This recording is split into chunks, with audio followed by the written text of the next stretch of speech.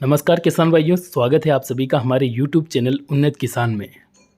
किसान भाइयों, इस वीडियो में हम बात करने वाले हैं कि जब हमारी सोयाबीन की फसल में फूल आ रहे होते हैं तो उस समय पर हमें कौन कौन सी गलतियां नहीं करनी चाहिए और कौन कौन सी मुख्य बातों का ध्यान रखना चाहिए।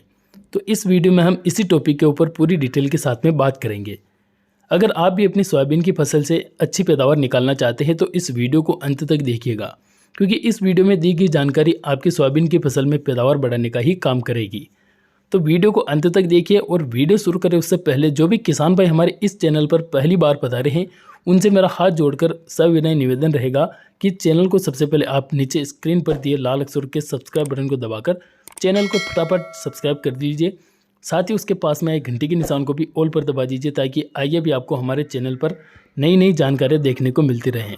और किसान भाइयों, अगर आपको सोयाबीन के अलावा भी किसी अन्य फसल से संबंधित कोई समस्या है तो आप कमेंट में हमें पूछ सकते हैं। अब बात करते हैं सोयाबीन के बारे में। तो इस समय पर लगभग सभी क्षेत्रों में सोयाबीन की फसल में फूल आ रहे हैं। इस समय बहुत सारे किसान भाइयों की फसल कमज़ोर भी पड़ती है, सोयाबीन की ग्रोथ भी रुकती है और बहुत सारी समस्याएं जैसे कि पीलापन की समस्या भी सोयाबीन की फसल में आती है। तो सभी किसान भाई, जिन किसान भाई के खेतों में यह समस्या आती है, वो किसान भाई उस समस्या को देखते हुए परेशान हो जाते हैं और वे ये सोचते हैं कि अब सोयाबीन की फसल में यूरिया खाद डालना पड़ेगा। लेकिन आपको यह गलती बिल्कुल भी नहीं करना है, क्योंकि अगर आपने सोयाबीन की फसल में फूल आते समय यूरिया खाद का उपयोग कर लिया तो आप यह समझ लीजिए कि आपकी 30 से 40% या फिर 50% तक पैदावार कम निकलेगी। उसके पीछे कारण यह है कि जब हमारी सोयाबीन फसल में फूल आ रहे हैं या फिर आने वाले हैं तो उस समय पर अगर यूरिया खाद का उपयोग हम कर लेते हैं तो यूरिया में 46% नाइट्रोजन पाई जाती है और नाइट्रोजन पौधे का पूरी तरीके से विकास करती है, पौधे की ग्रोथ को दोगुनी रफ्तार से बढ़ाती है।